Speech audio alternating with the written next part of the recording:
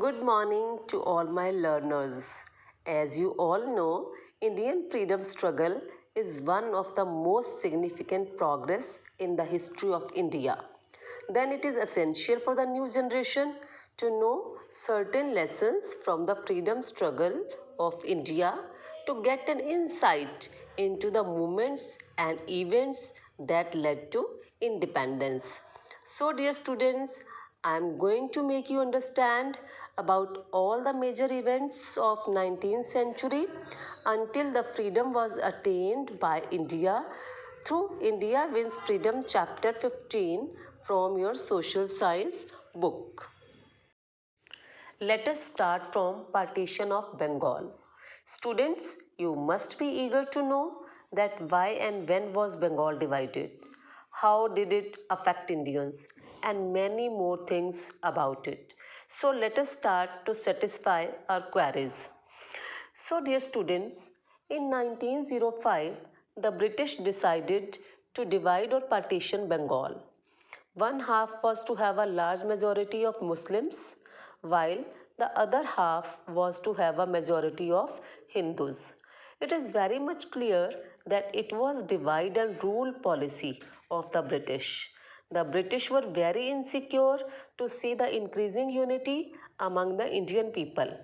With a view to create more tension among the Indian people, British adopted this policy. The reason stated was better administration of the two partitioned provinces.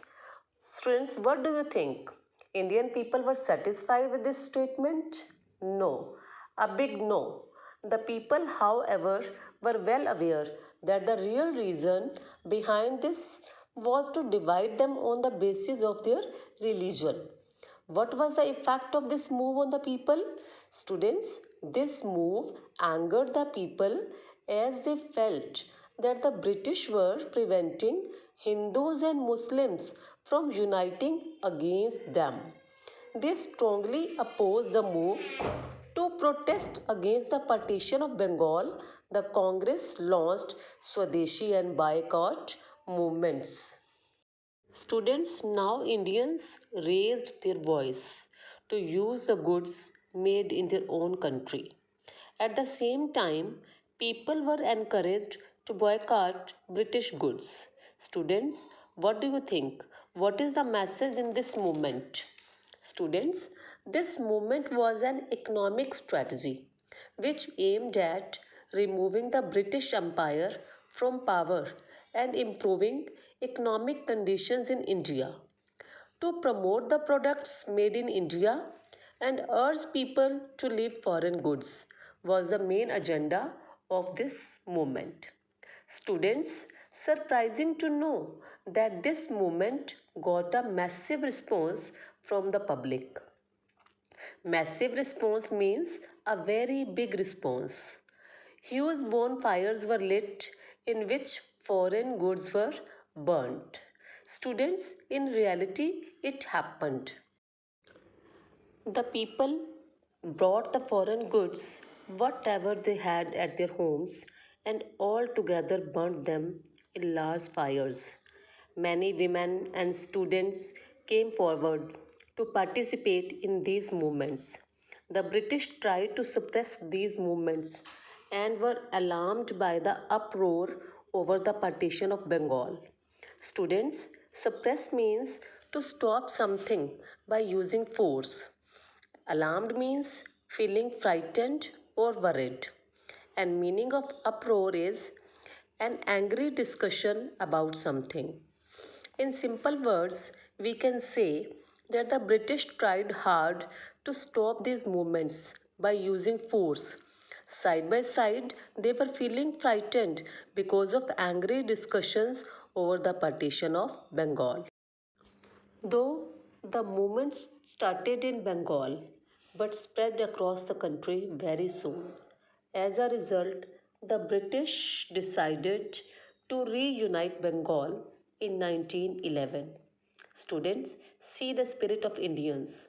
The divided two parts of Bengal were together again with the marvelous efforts of Indian people. During the same time, Bengal witnessed the rise of revolutionaries. Do you know who are revolutionaries and how they are different from moderates and radicals? Let me explain about all these. Revolutionary means a person who believes in use of violent means to bring change. And who are moderates? Moderates are the persons who believed in peaceful means to achieve their aims. Radicals. Radicals were the ones who didn't rely on the good intentions of the British government. Students, did you understand? Yes. Firstly, moderates and radicals tried to convince the British to accept their demands for the welfare of people. However, revolutionaries believed that the British could be driven out of India only through force. Yes, students, a group of early revolutionaries like Aurobindo Ghosh, Veer Savarkar, and Sardar Ajit Singh struggled hard to make our country free from the British during this period. Unfortunately, some of these were later arrested and hanged. Now, we will study about the role of Mahatma Gandhi in freedom movement. Students, pick up your book and read with me. Students, Mahatma Gandhi had studied law in England. Thereafter, he had moved to South Africa to practice it. While in South Africa, he was appalled at the racial discrimination. He protested against it through satyagraha and non-violence. Students, here appalled means feeling embarrassed at something unpleasant or wrong. And racial discrimination means unfair treatment meted out to certain people due to their race. And satyagraha. Word satyagraha is a combination of two words, satya plus agraha. Satya means truth and agraha means insistence or holding on the truth. Clear? Students, it is a form of non-violent resistance. Simply, in South Africa, Gandhiji had protested against the racism of the white rulers, and his protest was based on truth and non-violence. The last phase of our freedom struggle began under his leadership after he returned to India in 1915. Means 1915 to 1947 was a crucial period in Indian history. We had to face lots of hardships and struggles to attain freedom. It was not won easily. The students try to understand. After that, Gandhi traveled throughout the country to understand the problems faced by the people. He was shocked at the conditions of the poor. He fought against both the British as well as certain social and religious evil practices of the people.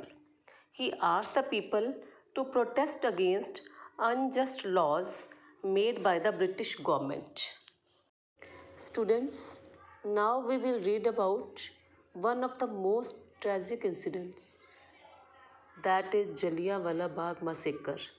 Students, what does the term massacre mean? Massacre means the killing of large number of people.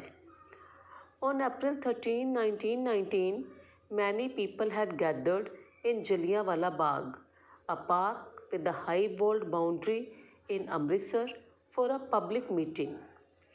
Meeting was pre-planned, students, because on April 10, 1919, two national leaders were arrested in Punjab.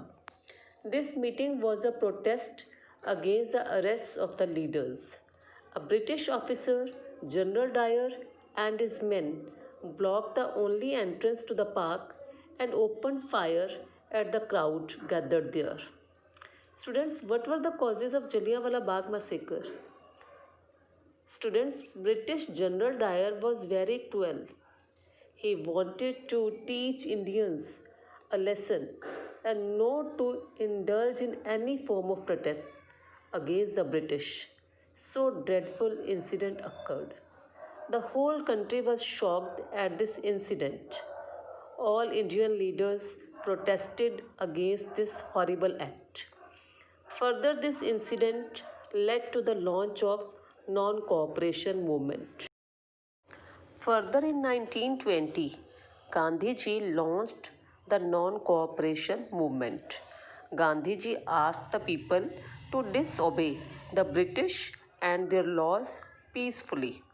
Many students stopped attending schools and colleges. People began refusing to work for the British. Many Indians resigned from government posts. Indian lawyers began boycotting courts.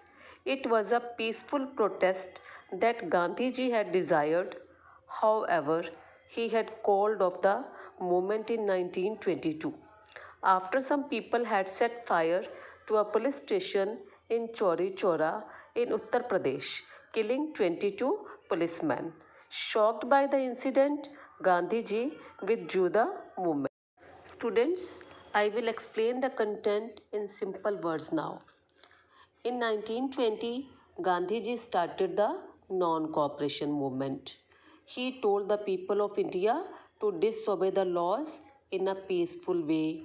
But in Chauri Chaura, Uttar Pradesh, few people set fire to a police station and 22 policemen died in the incident. So Gandhiji was against violence, so he withdrew the movement. Let us move ahead. Soon after this, Gandhiji was arrested and sent to jail. During this movement, many leaders had joined Gandhiji. Among them were Jawaharlal Nehru, Rajendra Prasad, Motilal Nehru, Maulana Azad, Chitranjan Das, and C. Rajgopalachari. C. Full name Chakravarti Rajgopalachari. Dear students, in the chapter India Wins Freedom, we have learnt about partition of Bengal, Swadeshi and boycott movements, rise of revolutionaries, role of Mahatma Gandhi, Jallianwala Bagh massacre and non-cooperation movement.